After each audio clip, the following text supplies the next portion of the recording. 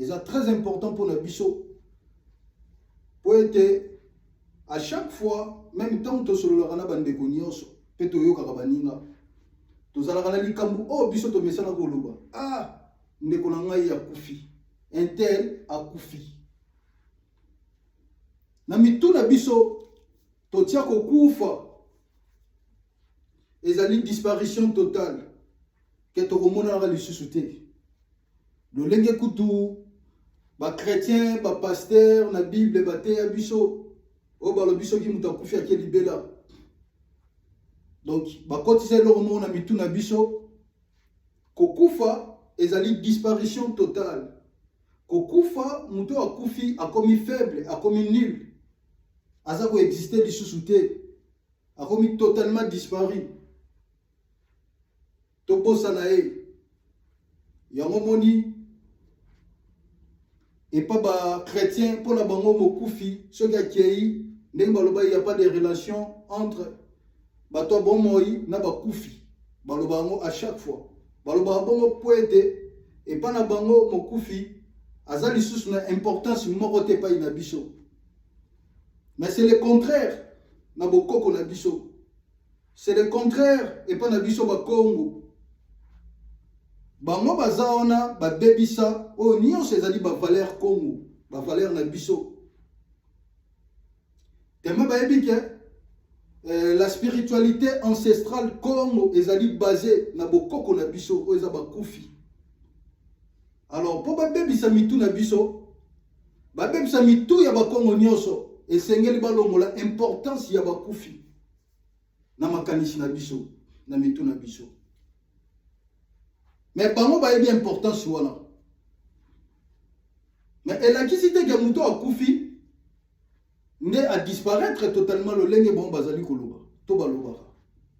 Et elle a quitté que muto a kufi asa sous l'importance moko te.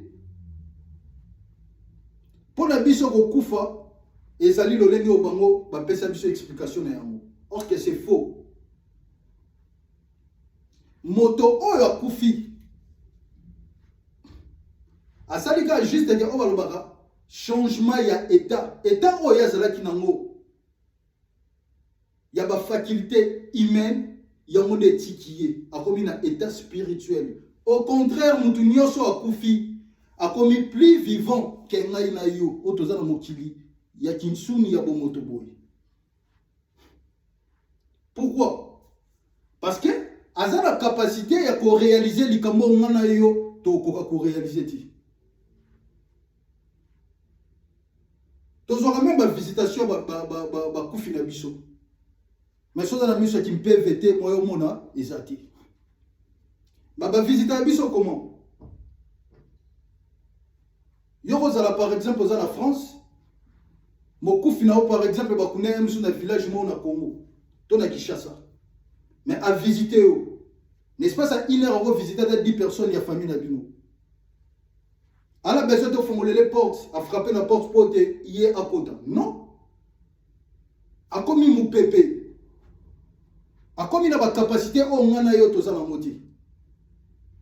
A comme il plus vivant que ngai na yo.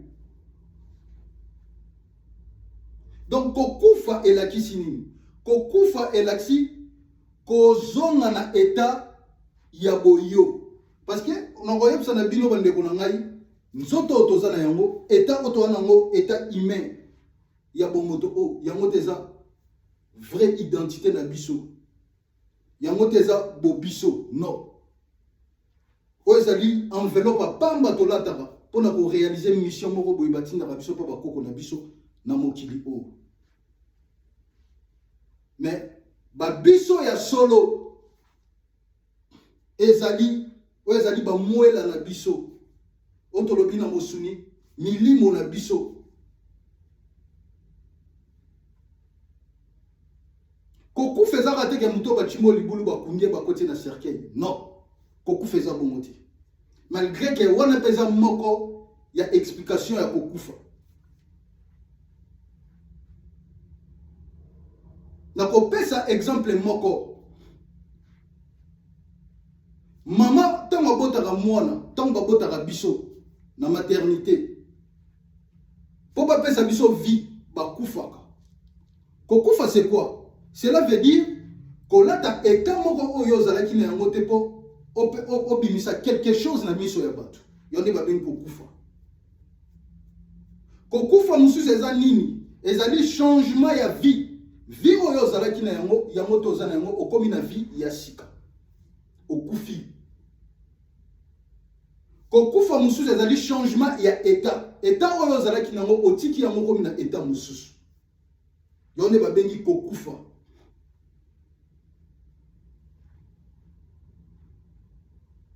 yango monaka moto atamboli malamu na kati ya mokili tango akufi na sens physique au biso tolobela mais spirituellement babengaka ye molongi muto alongi akotaka na mokili oyo tobengaka mpemba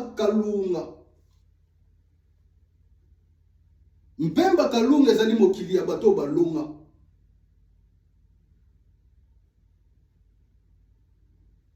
ezali mokili ya bato balonga mutu nyonso te oyo atiki biso na mokili ya kinsuni oyo na nzoto yete mutu nyonso te akota na mpemba kalunga ezali bato balonga oyo batambola malamu oyo bakokisa oyo nyonso ezali bamission na bona mokili barealize yango yande babengi mpemba kalunga etango bakufi bisika oyo bango bakendaka ezali bampemba kalunga eza ba séjour de mort te oyo bayebisa bino non c'est faux séjour de mort ezalaka te nayebi ke bandeko mosusu oyo baolandanga sikoyo oloba mais yango tato akomoloba boye nde biso toyebi ke tona balie de repos ba séjour de mort c'est faux ezalaka te toza na mpemba kalunga mpona baoyo balonga bato tobengaka bankulu bisika ezwami bango bisika bafandaka na mpemba kalunga pourquoi babengi na kombo ya mpemba kalunga ezali lolenge oyo nzambe to makasi ya kibonzambe oyo ezali ko se manifester à travers bakoko na biso oyo bakenda balonga mpemba kalunga en même temps ezali océan ya moto ebale ya moto ya sens physique ya maite oyo bato batiolaka non ezali énergie oyo ezali ko animer mokili à travers bakufi na biso bakoko na biso yonde babengi mpemba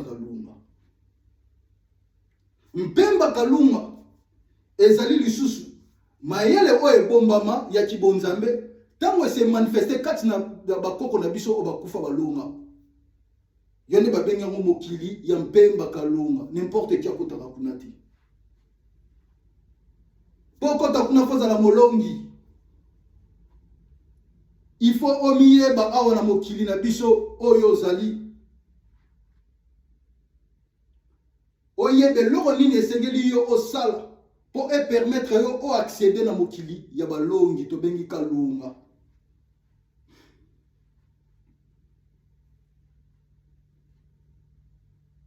esika efani bakufi na biso na mpemba kalunga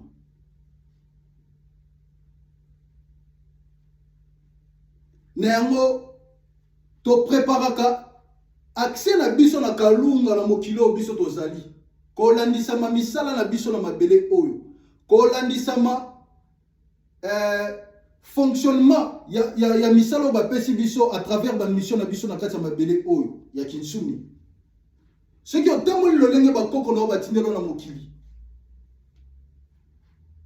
yango ne ko permettre o accéder na mokili ya molimo o to bengi pemba kaluma. Mais ceux qui ont tamboli malamu te okoki ko réaliser o eza ba mission na te na kati ya mokili oyo o bebisi o kota na kaluma te o kota na plan astral bisi ke fani bantité inférieure nyonso ya mokili. On a to lobela mo prochainement.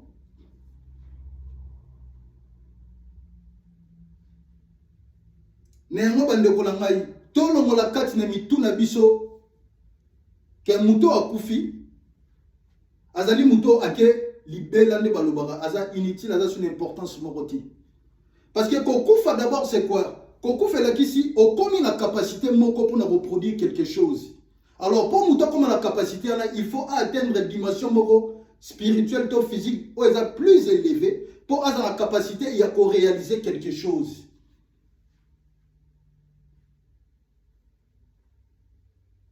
Même maintenant, tant que la rato la mukarato kufara.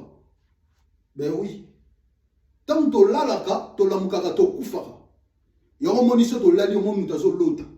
Ah, net par exemple na mitio dans la France, mais dans l'autre même qui chasse mboka nanga. Pourquoi? Parce que tant on a lali na kufi moli monange bimiezo tambola. Ils ont qui ne Kishasa, ils ont qui ne bouille. Tant moli monange zo tambola, ben vraiment nion so moli monange zo vivre. Yongai nazolo tango na ndoto.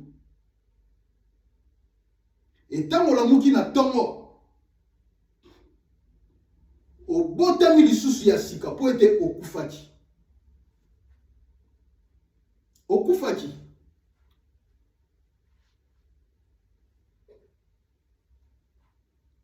Kokufa elakisi mutu oyo akomi na etat nzambe. Muto a comme une capacité à co-créer.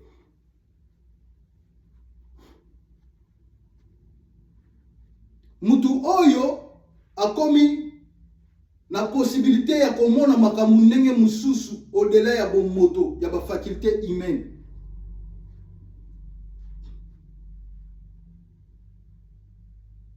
Kokufa lisusu elakisi mutu oyo a commis na moyen, ton énergie, ton force moro boye, on mutakoki ko maîtriser en moté. A dominer o ezali bon moto. Yonde babengi kokufa.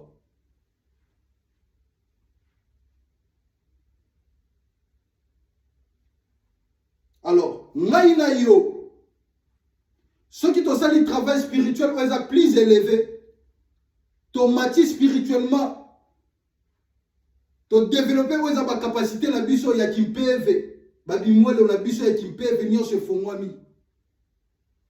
To kufi. Pourquoi to kufi? Parce que to longwa na état la biso ya bon moto.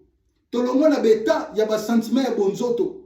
Mais to komi ba être christique, to komi le plus élevé, to kufi po to komi na capacité ya ko réaliser ba mambo avant to koka quitter. To komi na niveau oyo to na dimension o liboso to zalaki na yango ti. Yonde to bengi kokufa. Yango soki boyo ki ba benga mutu nyoso koko. Pona mona bande ko nga bangunze bele koko entela, koko mayindu, koko nzuzi, koko boite. Mutu nyoso tuta koma koko. Parce que tant to kufa kanande to koma ba koko. Koko makoko eza question ya âge te. Même bébé botami lelo, azana 3 jours, 4 jours. Na yo mutana 60 ans, mais yako za la koko yo za koko te. Ah. Koko za mamba suki ya pembe te, za mamba âge te, c'est l'état d'élévation. La capacité spirituelle, la dimension spirituelle au mutu, azana yango. To akomi na yango. To koma ka koko tangu to kufaka. Kokufa d'une autre manière ezali lisusu changement ya eloko moko boye oyo zalaki na motango ezalaki na ndenge mususu ekomi d'une autre manière yonde babenga kokufa.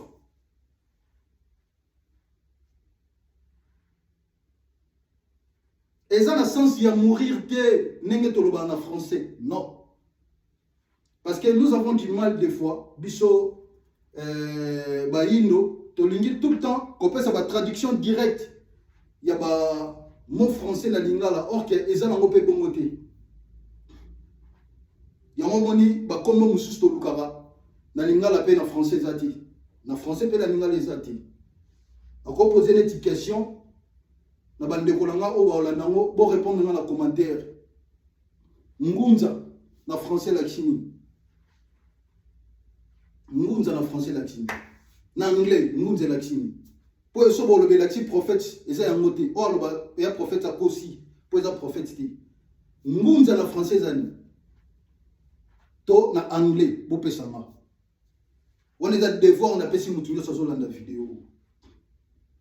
Pourquoi la pesi bino devoir o pour expliquer bino ke ba mon mususu obiso to nga to sa la traduction directe na mino ko ba paya. Na balang na biso chiluba chikongo swahili soit lingala ezala rati. Parce que langue est basée sur la culture. Donc, tu vas koloba bongo. Néanmoins, mouton nyoso kufi na lolenge obiso to yebi obalali na bankunda. Bankulu wana banso obalonga bakenda na mokila molimo to bengi mpemba kalunga. Oto bengaka bazali bankulu ya kingunza ya Congo ya bankanda na biso pe ya mokili mobimba bazebele. Et donc ça là qui balonga parce que batambola malamu na kati ya mokili. Basala bolamu mingi na mokili. Ba sepeli ça plus o ezali nzambe ya mokili mobimba. Mais ba sepeli ça oza ba sentiment bomoto te. Ba miye ba ki o bango bazali. Yango e permettra bango ba accomplir ba mission na bango kitoko na mokili o malgré vite ezalaka makasi. Mais tellement ba miyebaki yango ba yikaki mpiko balembaki te. Et à la fin récompense o bango bazwa ezali ya kolonga ya kokendela mokilo to bengi mpemba kalunga. Bisiko efandi banzambe na biso bankulu wana.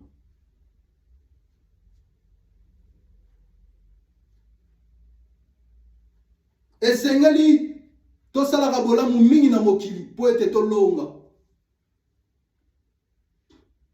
Esengeli soki ofandi soki omiyebite omituna to otala omiluka omiyeba na ya kosala nini na mokili.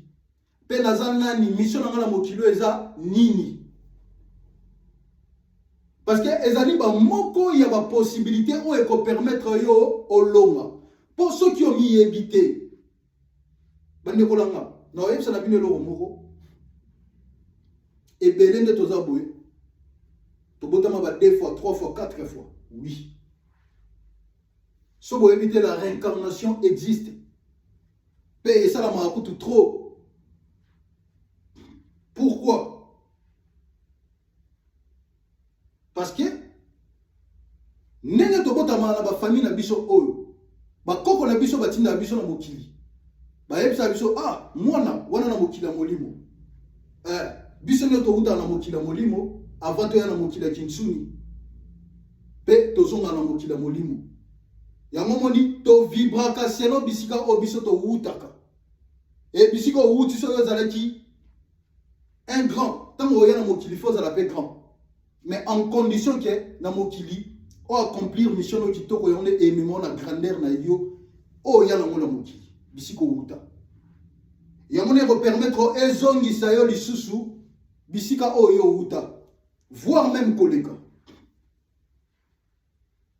bakoko na biso batinda na biso na mokili ah mwana oke mokili par exemple yo musana nezaka kingunza to pese le maronia qui s'asso simbi bato baza maladi ba beli fo babika ah yo zanaka pona ko pesa malongi oza longi yo kuno za boy ah yo fo salisa bato obotani oyina mokilo etonisa bina ba émotion na ba sentiment na ba problème ebele o ebungisa ka bato nzela ya mo bande kolanga na oyebsa na bino ceux qui nzambe apesi yo mwana to bana faut ko yeba ko encadrer bango kati na kimpevi dès le bas âge oluko yeba mission ya mwana na yo o aye kosala na mokili pour o accompagner ye o aider ye à réaliser mission na ye malamu parce que nzambe soka pesi yo mwana que mwana na ami yebite à réaliser mission ni malamu te pour yo o aida qui était yo pour futa karma non c'est comme ça donc ba pesi yo mission babi o sala boy o sala boy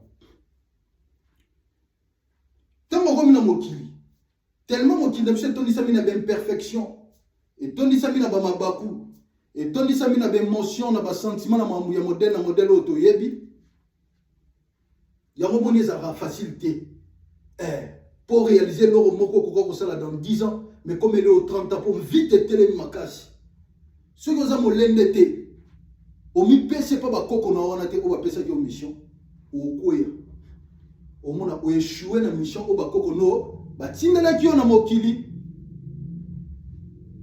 et tangu o kokufa na mokili molimo lingo zonga ba bité bisika o biso to tinda ki ne loko to yebisa ki o sala o réussir en monter donc il faut zonga lisusu pour o kokisa yango yango moni ba système ba réincarnation au moins, on a 3, 4 fois, 5 fois parce que a réalisé bien tes missionnaires.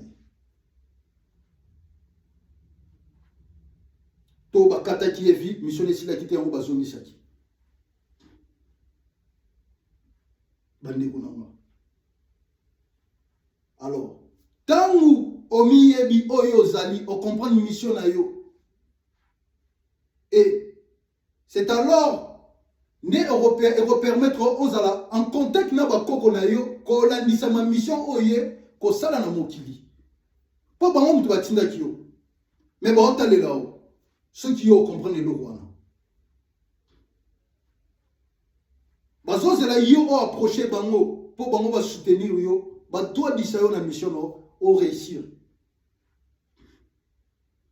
alors ceux qui yo comprendre on se connecter na ba koko na yo bango nesko bako guido ba yo te mona eloko musu yo ebite tala kutu to tindela ki osu pona likambu alors sala boye ko sala rate kende siko bandi kolanda to dusulu ya bakoko na yo lo lenge bazali ko kamba yo ozo sala mission lo lenge sengeli o réussir na mission no tina suka pa mikolo ne ko kokana se ya moi oyo okufi okei olongi okena pemba kalunga okomi pe nkulu bato batikali bakomi pe kobenga yo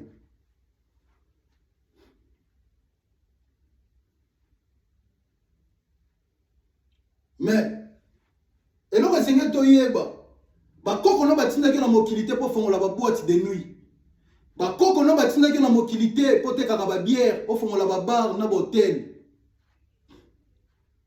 bakoko no batindaki na mokili po na yango te mais bakoko no batindaki na mokili po na mission moko boye et yo nde fo luka omiyeba oyo ozali na mission o batindelo na mokili pour o réaliser mission na kitoko na mokili o accomplir yango tina suka et permettre o kufa malamu o longo kende na mpemba kalunga pour ceux qui comprennent mission oyo osala na mokili te o robota mambala ebele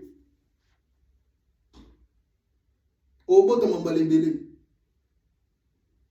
pe na mokili molimo esenge boyeba ba prison mpe ezalaka ceux qui ont échoué trop au côté prison na mokili molimo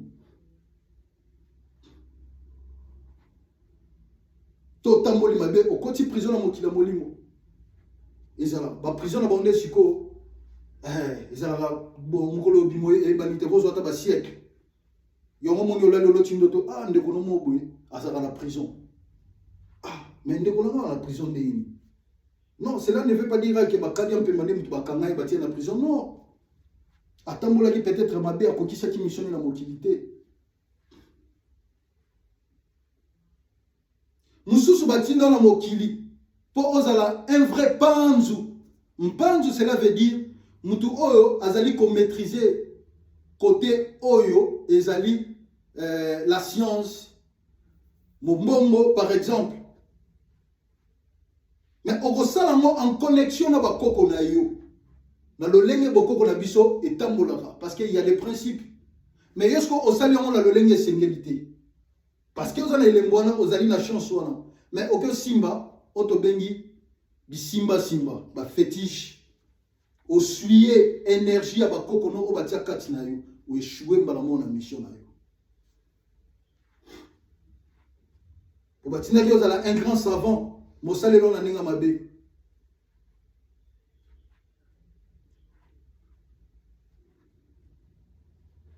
batinda na mokili ozala un grand politicien nzinga mais osangiso na bisimba simba obebisi mission na mokili okobandela kobotama ou soit okopeye bakarma na yo na bafaso ebele mais ceux qui ont accédé directement peut facilement na pemba kalunga et na mabele obiso tozali il faut omiyeba oyo ozali mission na mokili osala ngo balamu mingi po ete olonga tango kokufa okende na pemba kalunga opemi na kimia okomi molongi tobengi onkulu yango on expliquer les bandeli kokufa eza disparition totale parce que après mokili ya solo eleki mokili na biso ezali po ete mokili wana nde dirigeaka mokili na biso bato basimbi badestin na biso na maboko ezali bakufi o balonga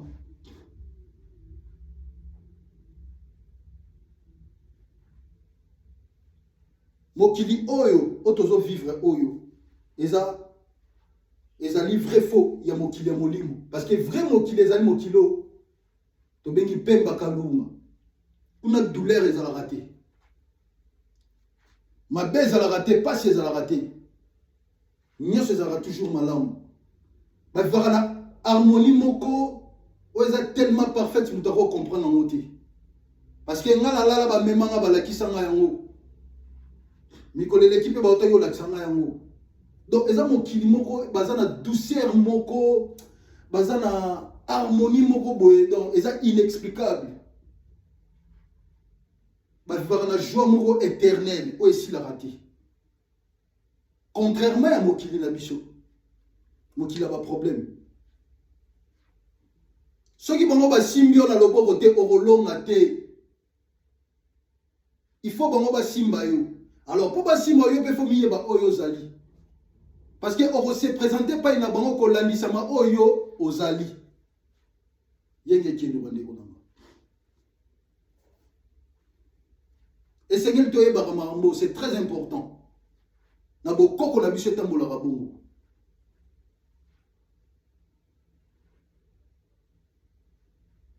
yango bandeko na ngai toluka tomiyeba oyo tozali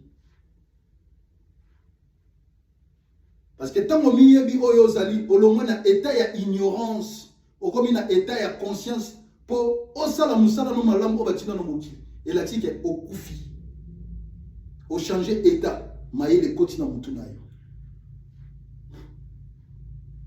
omiyebi fona bando osala boye okomi mutu moko ya sika kati na yo makambo changer état échanger oaccomplir mission no kitoko okufi na bonzoto ndenge toloba toki okunda yo e olongi okepembaka lunga tobengi onkulu oaccomplir mission na yo wa moya ofuta bakarme eza te moya osa baréincarnation ezali te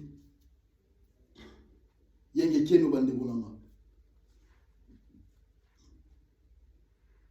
c'est très important toko négligaka bamakambo te bateyaka bato mabe mpa bapaster bakosaka bino na mambu ya lokuta oyo eza nango bokoko na biso te po ete bokoko na biso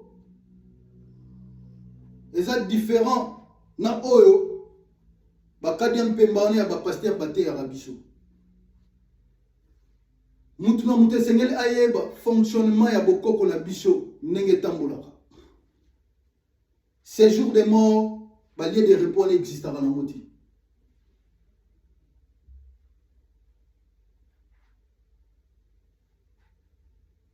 esengeli toyeba parce que soki olongi te oéchoué oke na nino na plan moko astral oyo eza inférieur esika efandi baentité négative okosouffrir pour osuer sikate au longité. Molimo ne bando telengana telengana. So un grand magicien, un grand initié, na ndenge ya molili, amonio arozwa pe komi ko se servir na yo, okomi entité na ye o bando servir ye. Ndeto mona be dingwe. Milimo e be dingo ba utiliser aton ba gina na ba cimetière ba ni kasi ba milimo ngo ngolati. Okomi serviteur ba be dingo. Na ko za serviteur ya kimbangu.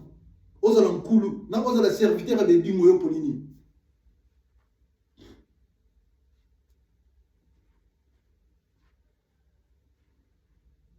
Na nyonso wana esengeli to dominer o ezali bobiso, to dominer o ezali be émotion na biso, tozala au-dessus ya bonzoto ya bomoto.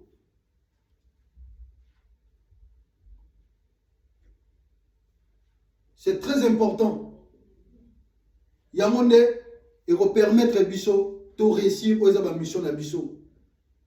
Parce que Mouto a réussi à dominer les sentiments, les émotions, les bonzoto, les échos. A commis Moutou Yassika, a Koufi. A Koufi pourquoi? Parce que Mabé et Lomon a commis être moro Yassika. A changé état. Tout changement y a état d'une manière spirituelle, et ça Koufa Mobima. Et a changé état pour produire l'énergie ou Yassika, ou positive. Pour permettre à accéder à la mission de Kitoko, Oto Bengi, à Kota, na Mokili, Yampemba Kalunga, Bandikonanga.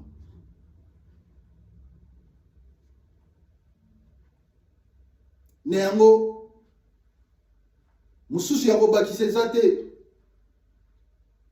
Moussoussi Yako Bakise Zate. Mosusu ya kobakisa te to tambola malamu to luka to miyeba o biso tozali to sala ba mission na biso kitoko to bima na kati ya distraction ya mokili po lobi to longa to kende na mokili ya molimo to bengi Mpemba Kalunga esike fandi bankulu na biso bomona atende to benga ba papa na biso Mbumba Samu mingi ba papa Matai Mwanda ba papa Mpadi Buka Makengo ba papa Ntwalani ba papa Matswa papa na biso wana nyonso. Pourquoi? Parce que na mokili ba miyeba ki o bango bazali basala ba mission na bango kitoko tina suka malgré vite ezalaki. Mais ba réussissa ba mission na bango. Bango ko bakutana na vite ko leka biso ko tokutana na ngote. Mais ba parvenir ko vaincre ko dominer ba problème on nyonso ba benda ko kutana ngo. Ya ba silisa ba mission na bango nyonso kitoko tina suka. Et le loba kota na Mpemba Kalunga balonga. Yo muntu otanga ba kombo na bango bu. Ba ozo bonheur, ba valeur nyonso to benga ka bango take bankulu. Po ba miyebaki. So ba miyeba te melelo to obeta biso na bango te. Ezali récompense ya misala na bango na mabele ko. Le lenge mo pe ngai na yo. Et sengel to miyeba po e permettre biso to koma batu ya sika oto bengi ko kufa ko changer état to longa na état ya ignorance to kota na état ya conscience to sala mission na biso kitoko tina suka po ete to longa to kota na mokilo to bengi Mpemba Kalunga. Na yango bandeko na ngai pola lelo makambo to zalaki nango ya kosolola ya mwana na kombo ya tata Kimbangu ezali sengo mingi ya ko solola makambo o e ba sujet ebele to kobongisa su mususu poto solola yango yona sengi lusaku munu ya batata ya bankulu banso ya tata Kimbangu ezala na biso nyonso babena Kongo na kombo mfumu Nzambi Kimbangu pe bana ya Mbanza Bilaka bayenge tieno na bino banso na kombo tata Kimbangu tokende liboso to lemba te to bunda na kombo ya mfumu Nzambi Kimbangu ingeta.